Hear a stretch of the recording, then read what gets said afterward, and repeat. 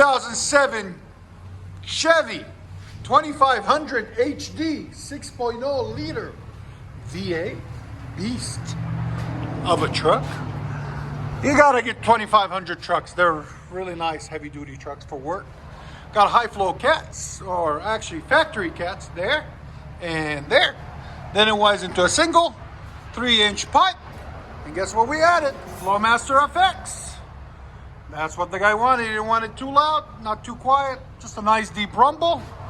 And then continue the 3-inch pipe all the way out into a 6-inch massive tip. Because, you know, why not? Right there. That 6-inch tip will make it sound good.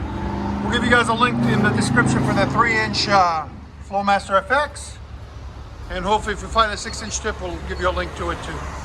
Let you guys hear it in a second. And there's the old massive muffler that was on.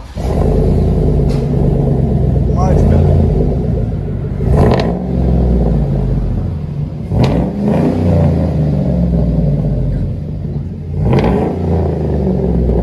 FLOWMASTER FX 6.0 liter V8. Again, there's the sound decibels. Again, it peaked at 108. Go ahead and back it up.